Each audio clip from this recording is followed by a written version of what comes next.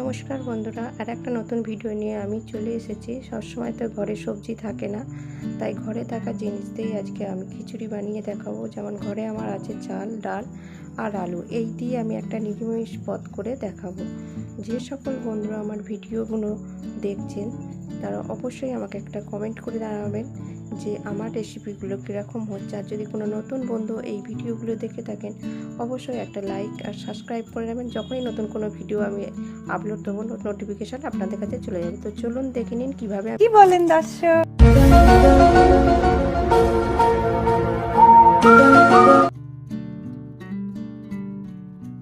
জন্য কি কি লাগছে একটু বলে দিই। আমি এখানে কামিনী আতপ চাল নিয়েছি, মুগের ডাল নিয়েছি, গোটা শুকনো লঙ্কা নিয়েছি, এখানে লবঙ্গ নিয়েছি, দারচিনি নিয়েছি, ছোটো এলাচ নিয়েছি, একটা তেজপাতা নিয়েছি আর গোটা জিরে নিয়েছি, আর এখানে আছে ধনে গুঁড়ো, জিরে গুঁড়ো, আর ওখানে আছে রাঁধুনি, একটা শুকনো লঙ্কা আর আদা কাঁচা লঙ্কা। তো এবার আমি ডালটাকে ভালো করে ভেজে নেব।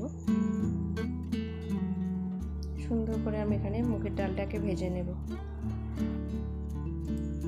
আমার কামিনী আতপ চালটা আগে থাকতেই ধুয়ে জল ঝরানো ছিল, তো এরপরে আমি একটু ঘি মাখিয়ে নেব ভালো করে।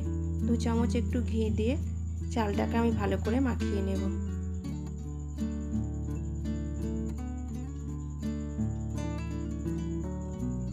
দিয়ে হাতে আমি এটাকে খুব ভালো করে মাখিয়ে নেব।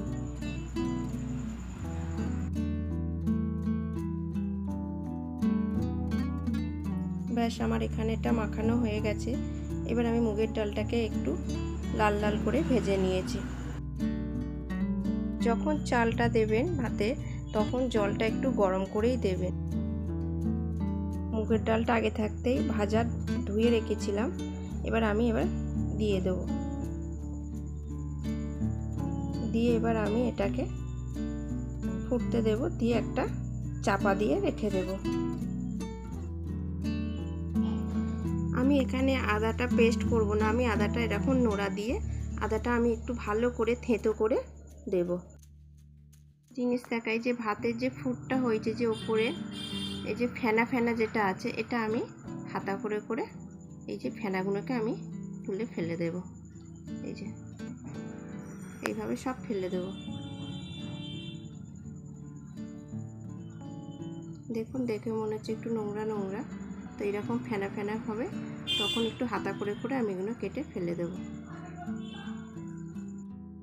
এবার কড়াইয়ে আমি একটা একটা করে আলুগুলো সব ভেজে নেব।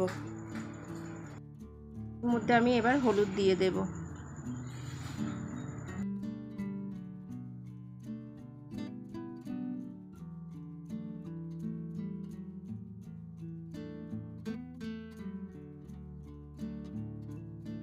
এখানে আলুগুলো ভাজা হয়েছে, এবার আমি একটা একটা করে আলুগুলো সব তুলে নেব।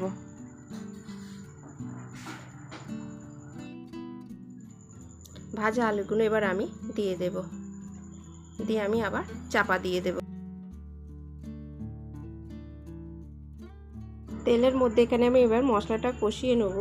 তো এর মধ্যে আছে জিরে, ধনে, রাঁধুনি, টমেটো, কাঁচা লঙ্কা, একটা পাকা লঙ্কা, সমস্তটা আমি এটা মিক্সিতে পেস্ট করে নিয়েছি। দিয়ে এটাকে আমি এবার ভালো করে কষিয়ে নেব। তো দেখুন আমার এখানে মশলাটা কষিয়ে এসেছে। এবার এরপরে আমি একটু আদা দিয়ে দেব। আদা যেটা থেঁতো করে রেখেছিলাম সেটা দিয়ে দেব। তো দিয়ে এটাকে ভালোভাবে আমি এইভাবে আবার কষিয়ে নেব যতক্ষণ না তেল ছাড়ে। একবার হলেও এই রেসিপিটা আপনারা একবার বাড়িতে বানিয়ে করে খাবেন।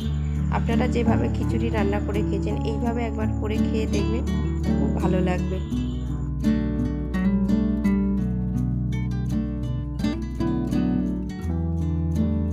এবার ফোড়নটা রেডি করব। এবার ফোড়নটার মধ্যে আমি এখানে দিচ্ছি গোটা জিরে, 2টো শুকনো লঙ্কা, তেজপাতা, লবঙ্গ, দারচিনি, দিয়ে এটাকে আমি একটুখানি ভালো করে ভেজে খিচুড়ির উপরে দিয়ে এটাকে আমি চাপা দিয়ে রেখে দেবো 5 মিনিট মতো।